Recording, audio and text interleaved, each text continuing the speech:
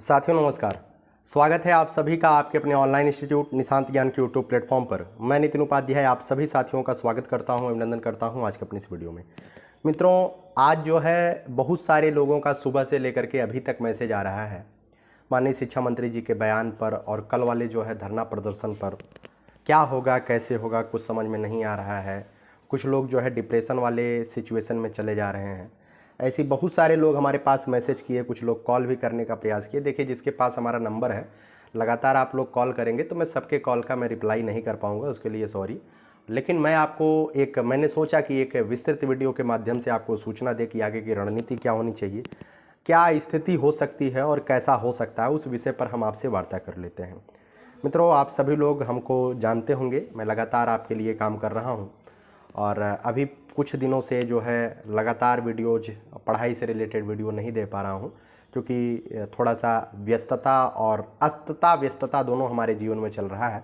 बहुत जल्दी सब कुछ सही होगा, आप सबकी दुआएं रहेंगी। चलिए मुद्दे की बात करते हैं। सबसे पहला मुद्दा यह है कि 29 जुलाई 2024 को जो है धरना प्रदर्शन होता है प्राथमिक शिक्षक भर्ती के लिए। रजत सिंह जी और विशु यादव जो डीएलएड के छात्र नेता हैं, वह जो है धरना प्रदर्शन का आयोजन शिक्षा सेवा चयन आयोग प्रयागराज में करते हैं। और उस प्रयागराज में जब बहुत सारे बच्चे पहुंचते हैं तो निश्चित तौर पे आयोग के उप सचिव जो है निकल करके ऑन कैमरा ये बात बताते हैं कि 15 दिनों के अंदर मैं कैलेंडर जारी कर दूंगा और इस कैलेंडर में जो है प्राथमिक शिक्षक भर्ती की बात कही जाएगी। ठीक है, ऐसा उन्होंने कहा। और उस कैलेंडर में क्या होगा, कैलेंडर आएगा कि नहीं आएगा, उसको लेकर के आश्वासन दिया गया। कहा गया कि आप लोग धरना बंद कर दीजिए और आपको दोबारा आने की ज़रूरत नहीं पड़ेगी। स्वयं सचिव जी जो बनाए गए हैं इस समय, माननीय मनोज कुमार जी, वह जो है उत्तर प्रदेश शिक्षा सेवा चयन आयोग के सचिव हैं। उन्होंने जो है उप सचिव के माध्यम से यह कहा गया कि रात के 12 बजे तक काम कर रहे हैं और आपकी शिक्षक भर्ती पर काम कर रहे हैं। लेकिन आज संसद की सदन जो विधानसभा है, विधानसभा की पटल पर जब यह क्वेश्चन रखा गया समाजवादी पार्टी के विधायक के द्वारा, क्या उत्तर प्रदेश में शिक्षक भर्ती नहीं आएगी, आएगी, इसके बारे में जब उत्तर पूछा गया तो माननीय शिक्षा मंत्री का वही पुराना वाला जवाब फिर से आ गया। पुराना वाला जवाब यही था कि हमारे यहाँ जो है इतने टीचर हैं, इसके सापेक्ष 85,000 पद रिक्त हैं, लेकिन फिलहाल मेरे यहाँ पर इतने टीचर कार्यरत हैं। मतलब उन्होंने अपना पूरा खाका दिया। आप सभी लोग स्क्रीन पर देख रहे होंगे, मैं लगा देता हूं।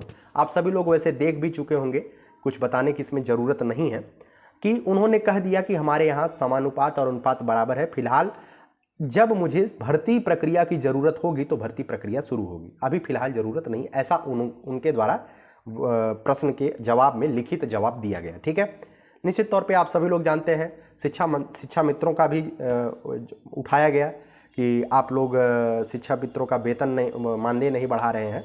उस पर उन्होंने वही पुराना बयान अपना दे दिया कि आप लोगों के समय में, समाजवादी पार्टी के समय में 3500 रुपया मानदेय था, हमने 10,000 कर दिया। चलिए, आपने बहुत अच्छा किया, मैं इस पर कोई टिप्पणी नहीं करने वाला हूँ। 10,000 में किसका परिवार चल सकता है, किसका नहीं चल सकता है, सभी लोग जानते हैं। उसके बाद मैं बात करता हूँ, क्या प्राथमिक शिक्षक भर्ती आने वाले समय में आएगी या नहीं आएगी। मित्रों, मैं आप सबको एक चीज़ बताऊँ, जिस तरीके से जो छात्र अभियान चल रहा है, निश्चित तौर पे यह छात्र अभियान अगर चलता रहा और प्रदेश के मुख्यमंत्री माननीय योगी आदित्यनाथ जी के कि संज्ञान में ये चीज़ें जाएंगी तो निश्चित तौर पे इसका सकारात्मक परिणाम आपको देखने को मिलेगा। और निश्चित तौर पे सभी छात्र अभियान जो चलाया जा रहा है, उस छात्र अभियान में मैं पूर्णतः समर्थन करता हूं कि अगर आपको जो है, देखिए, ये प्रदेश का मैं एक तरीके से कहूँगा प्राथमिक शिक्षक भर्ती के इतिहास में सूखा पड़ चुका है। 2018 से लेकर के आज तक कोई नई भर्ती नहीं हुई है। जो भी 68,000 और 69,000 की नाम की 2 वैकेंसियों की चर्चा माननीय लेते हैं, वह जो है पुरानी वैकेंसी ही रही है। शिक्षा मित्रों का समायोजन 1,37,000 शिक्षा मित्रों का समायोजन निरस्त किया गया था सुप्रीम कोर्ट के द्वारा, और उसी समायोजन के निरस्त होने के बाद यह वैकेंसी आई हुई थी। ठीक है, कोई भी नई वैकेंसी नहीं आई हुई थी। जब बात होती है कि योग्य टीचर की, तब तो शिक्षा मित्रों को हटा दिया जाता है, कहा जाता है कि योग्य टीचर नहीं है, उनके पास योग्यता नहीं है। और जब समानुपात जोड़ने की बात कही जाएगी, अनुपात जोड़ने की बात कही जाएगी, तो अनुदेशक और शिक्षा मित्रों को जोड़ लिया जाता है। कहाँ तक यह सही, अपने दिमाग से आप सोचिए। ठीक है, निश्चित तौर पे आप सभी लोग जानते हैं मैं आपको एक चीज़ बता दूं, छात्र अभियान का बहुत अच्छा इफेक्ट पड़ेगा और छात्र अभियान आने वाले समय में तेज भी होगा। मुझे जहां तक जानकारी मिली है, भाइयों से बातचीत हुई, तो छात्र अभियान ये लोग तेज भी करेंगे। उसका एक सकारात्मक परिणाम आपको जरूर देखने को मिलेगा। आज माननीय शिक्षा मंत्री जी का जो कथन आया है, निश्चित तौर पे वह कथन बदलेगा और आप लोग सकारात्मक रहिए, पढ़ाई लिखाई करते रहिए, ठीक है। अब कुछ लोग कहेंगे कि सर क्या 2024 में वैकेंसी नहीं आ पाएगी या आ पाएगी? देखिए, वैकेंसी कब आएगी इसका क्लियर डेट या क्लियर बात कोई लिख के नहीं दे सकता है, खुद कोई नहीं लिख के दे सकता है।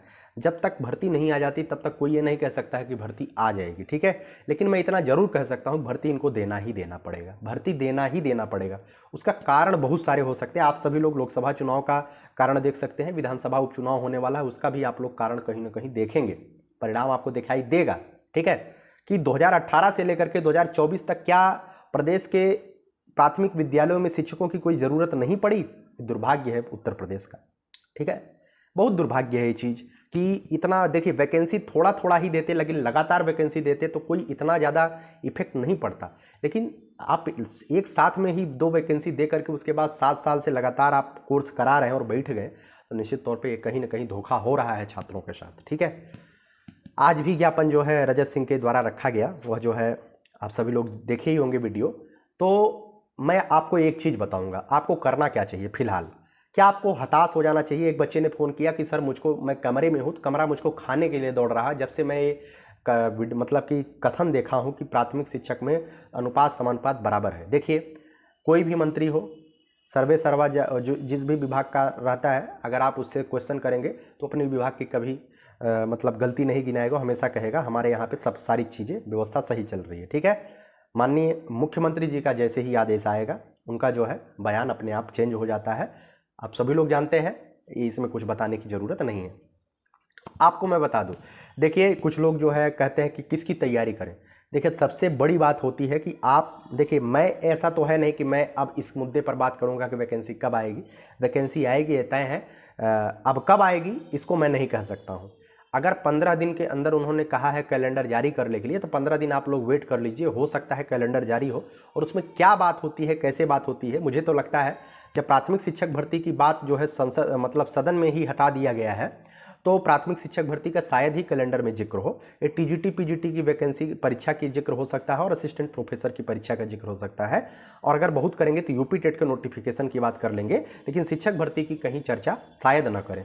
लेकिन अगर छात्र अभियान का कहीं ना कहीं प्रभाव अगर पड़ेगा तो जरूर शिक्षक भर्ती की बात एक बार फिर से की जाएगी, ठीक है।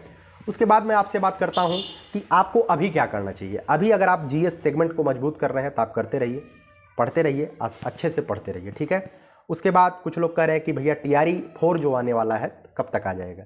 देखिए, TRE-4 भी आएगा और TRE-5 भी आएगा। मैं आपको बता दूं, TRE-4 भी आएगा और TRE-5 भी आएगा। बिहार एक अच्छा मौका आप लोगों को दे रहा है। अगर बिहार में डोमिसाइल नहीं लागू होता है तो निश्चित तौर पे आप बिहार की तैयारी करिए। TRE-4 में तो नहीं लागू हो रहा है, जो मुझे जहाँ तक जानकारी मिल रही है TRE-4 में नहीं लागू हो रहा है। 5 की बात अलग है, वो बहुत दूर है, लेकिन TRE-4 में नहीं लागू हो रहा है। अब TRE-4 कब तक आ सकता है? देखिए, सुप्रीम कोर्ट ने जो आरक्षण का मामला था, यहाँ पे जो आरक्षण बढ़ाया गया था, मतलब 50% ही आरक्षण हो सकता है। बिहार सरकार ने 65% आरक्षण कर दिया था और इस आरक्षण को जो है पटना हाईकोर्ट ने रद्द कर दिया था। इसे सुप्रीम कोर्ट में चैलेंज दिया गया था। सुप्रीम कोर्ट ने भी कहीं ना कहीं झटका दे दिया है कि इसे यह जो है गलत है।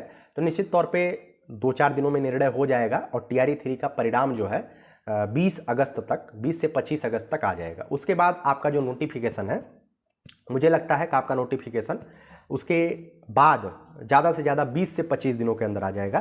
तो आपका नोटिफिकेशन सितंबर के महीने में आ सकता है, ठीक है। 20 सितंबर से 25 सितंबर तक आपका नोटिफिकेशन हमें लगता है आ जाएगा। और अगर 20 से 25 सितंबर तक नोटिफिकेशन आ जाता है तो आप लोग पढ़ाई करते रहिए, हो सकता है कि आप लोग जो है यहाँ सिलेक्शन ले लें, ठीक है। देखिए, पढ़ाई बहुत विधिवत करना है अगर आप कहीं भी सिलेक्शन चाहते हैं। और उत्तर प्रदेश के जो छात्र अभियान है, उस छात्र अभियान में आप लोग बढ़ चढ़ करके हिस्सा लीजिए, क्योंकि उत्तर प्रदेश के इतिहास में मैं देख रहा हूँ कि ऐसी कोई वैकेंसी नहीं है जिसमें वैकेंसी के लिए भी आंदोलन करना पड़े और रिजल्ट के लिए भी आंदोलन करना पड़े, परीक्षा के लिए भी आंदोलन करना पड़े, फिर पेपर लीक हो जाता है तो उसके लिए भी आंदोलन करना पड़ता है। ये दुर्भाग्य रहा है। ये क्यों हो रहा है, कैसे हो रहा है? बहुत गलत हो रहा है। जो भी ऐसा कर रहे हैं बहुत गलत कर रहे हैं कि पेपर लीक कैसे हो जाता है, उसके बाद पेपर, वैसे पेपर होता ही नहीं है, पेपर होता है तो पेपर लीक हो जाता है, बहुत बड़ा दुर्भाग्य है, ठीक है। और कहीं ना कहीं गरीब छात्रों के साथ बहुत बड़ा धोखा है।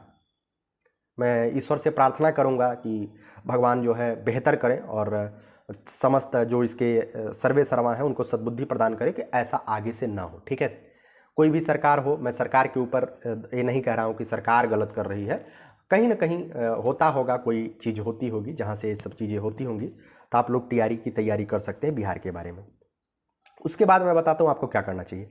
अगर आप केवल और केवल सुपर टेट की तैयारी कर रहे हैं तो आप करते रहिए, कोई दिक्कत नहीं है। आपके सामने अक्टूबर तक कितनी वैकेंसी आ सकती है मैं आपको बता देता हूँ। अगर आप पढ़ाई कर रहे हैं, आप पढ़ाई करते रहिए, डेली करंट अफेयर पढ़ते रहिए, डेली जीएस पढ़ते रहिए और डेली जो है मैथ को मजबूत करते रहिए। अगर आप टीआरई की तैयारी करते हैं प्राइमरी की, तो मैथ आपका मजबूत होना चाहिए। मैथ रीजनिंग बहुत बड़ी भूमिका निभाएगा। और अब किसी भी कीमत पे आप 70-75 पर सिलेक्शन यहाँ नहीं पाएंगे। यहाँ का कट ऑफ 85 के ऊपर, 90 के ऊपर ही जाने वाला है। 85 से 90, 90 से 92, टीआरई 4 तक कट ऑफ और आगे बढ़ेगा, क्योंकि धीरे धीरे चीज़ें बदल रही हैं। देखिए, आपकी टीआरई की परीक्षा आ रही है, आप इसकी तैयारी कर सकते हैं। उसके बाद मैं आपको बता दूं, DSSB 100% आ रहा है, 100% DSSB आ रहा है अक्टूबर तक, आप इसकी भी तैयारी कर सकते हैं, ठीक है। उसके बाद बात करें तो केवीएस की, तो केंद्रीय विद्यालय की भी वैकेंसी 2024 में ही आपको देखने को मिलेगी। इस बात को ध्यान रखिएगा, ठीक है, इस बात को ध्यान रखिएगा। 3 वैकेंसी आपके सामने है शिक्षक भर्ती, ठीक है। अब इसी में मैं क्लियर कर देता हूँ। कुछ लोग, देखिए, मैं इस समय इतना व्यस्त हूँ ना कि मैं वीडियो नहीं बना पा रहा हूँ, नहीं तो मुझे भी भाई बहुत अच्छा लगता है कि मैं आप सबका मार्गदर्शन कर पाऊँ, 2-4 सवाल जो है आपको बता दूँ। डीएलएड की परीक्षा चल रही है, बच्चा रिक्वेस्ट करता है कि सर 5 सवाल आप बता देंगे, तो 5 सवाल में से 1 सवाल मिल जाएगा। भाई मैं बहुत मन करता है कि मैं आपका सहयोग कर पाऊँ, लेकिन व्यस्तता और ये कहिए कि बहुत ज़्यादा उलझने हमारे जीवन में इस समय झंझावात चल रहा है, तो मैं आप तक वीडियो नहीं दे पा रहा हूँ।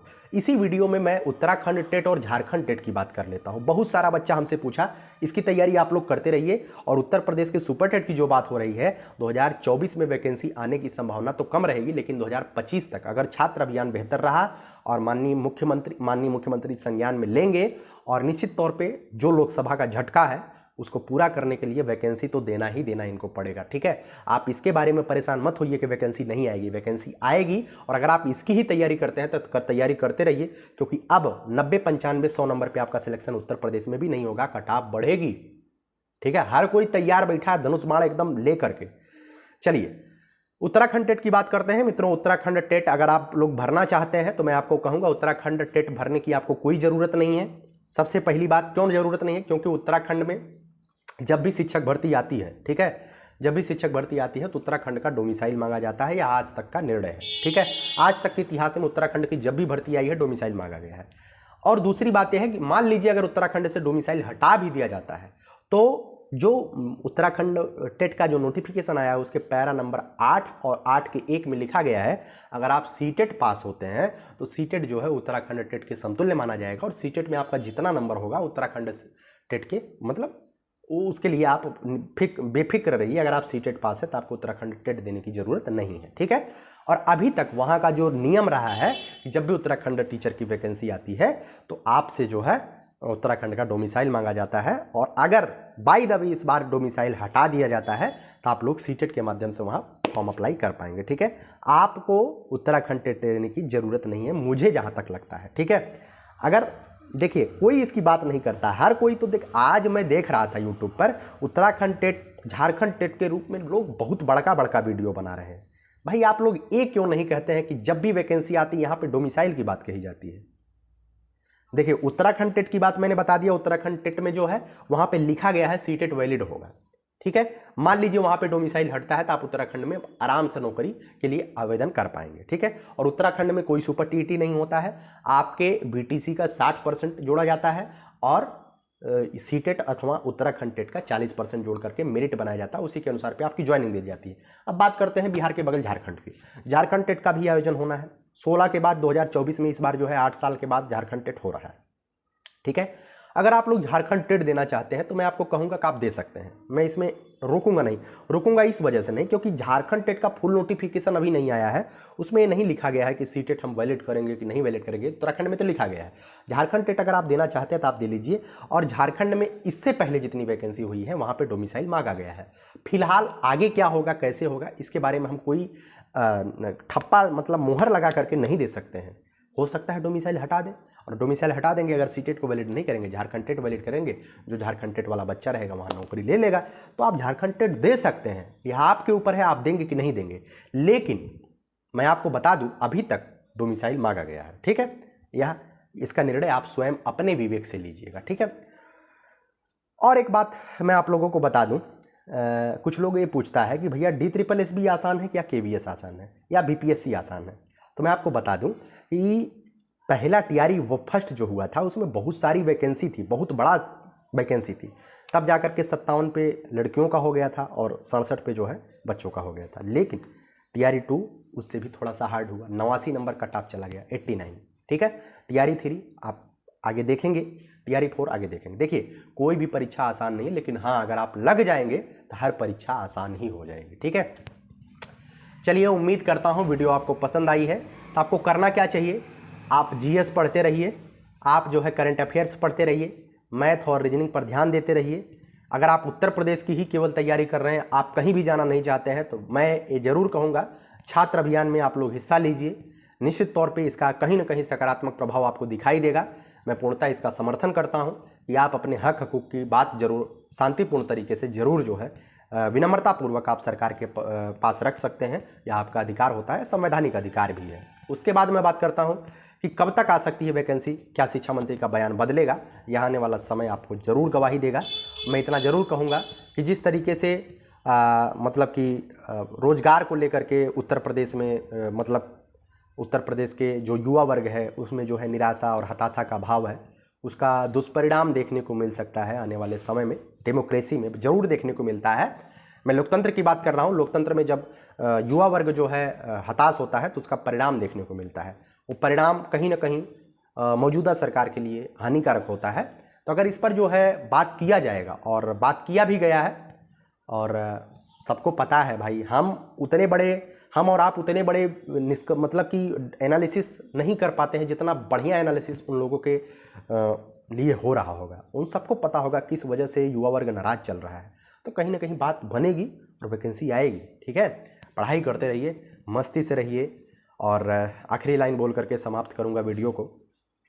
राह देखेंगे तेरी चाहे जमाने लग जाए, जमाने लग जाए, जमाने लग जाए, या तो मिलेगी तो या तो हमें ठिकाने लग जाए। बेहतर को और बेहतर बनाने की दिशा में प्रयासरत रहिए, खूब मेहनत करिए, रगड़ करके पढ़िए।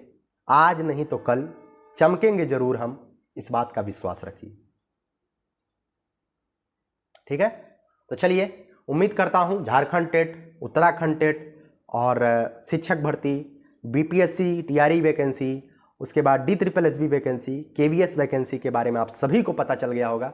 कोई भी इधर उधर का वीडियो मत देखिए। उत्तराखंड टेट को तो मैं एक दफ़े से कैंसिल करता हूं कि कोई भी बच्चा फॉर्म नहीं डालेगा, क्योंकि सीटेट वहां पे वैलिड है और वहां पे डोमिसाइल 100% इस बार भी मांगा जाएगा। झारखंड की बात मैं करूं, झारखंड अगर आप देना चाहते हैं दे लीजिए, मैं इस पर कोई टिप्पणी नहीं करूंगा। उत्तराखंड को एक सिरे से मैं खारिज करता हूं, ठीक है। लेकिन कोर्स जो देते हैं ना, दुर्भाग्य है यार, वो इसकी बात ही नहीं कर रहे हैं। बच्चा परेशान हो जाता है, लेकिन क्या बोला जाए, ठीक है। चलिए, उम्मीद करता हूं वीडियो पसंद आएगी। यही जज्बा रहा तो मुश्किलों का हल भी निकलेगा। जमी बंजर हुई तो क्या वहीं से जल भी निकलेगा। न हो मायूस न घबराई अंधेरे से मेरे साथी, इन्हीं रातों के दामन से सुनहरा कल भी निकलेगा। आज प्रयास है, आज समय नहीं है, आने वाला समय आपका होगा।